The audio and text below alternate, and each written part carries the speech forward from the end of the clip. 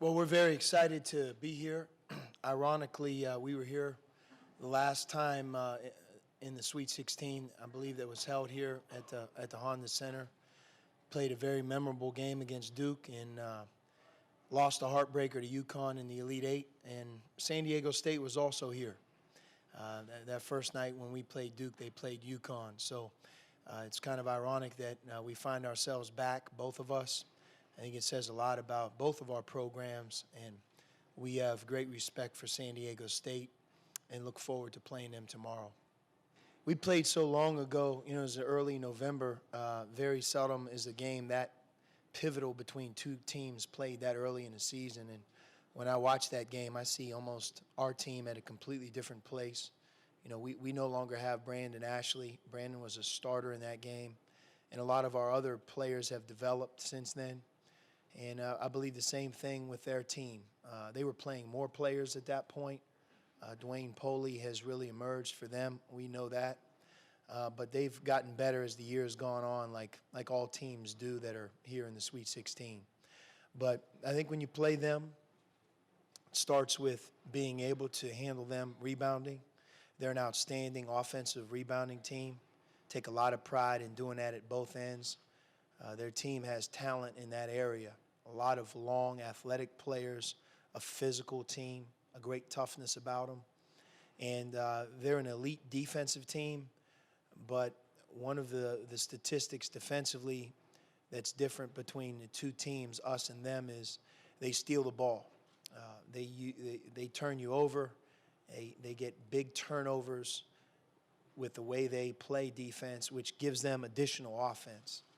So if you can ever keep them off the glass and take care of the basketball, I think that's a starting point in being able to have an opportunity to win.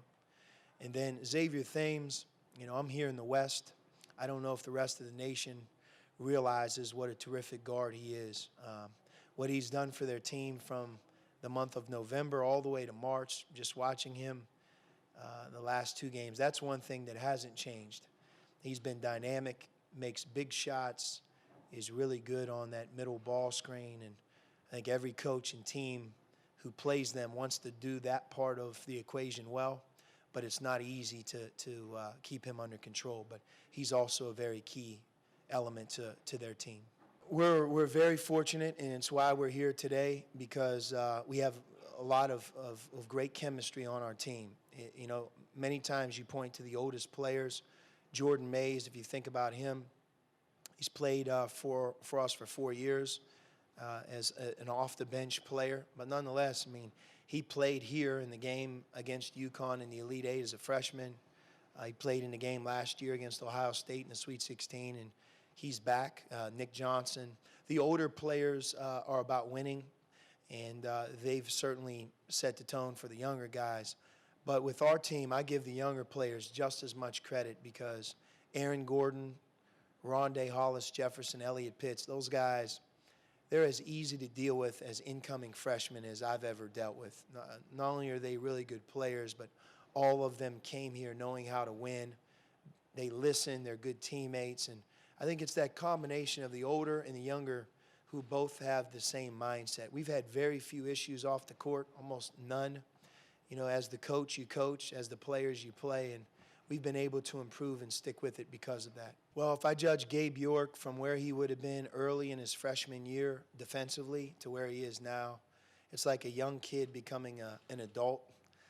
He's someone we trust a great deal. Not only does he do a really good job for us offensively, but he's also learned to become a better defender. He's in the right place. A lot of teams try to attack him because TJ and Nick are so good on the ball. And as they've done that, and Gonzaga would be an example, he's answered the bell. But Gabe, again, is a very unselfish player.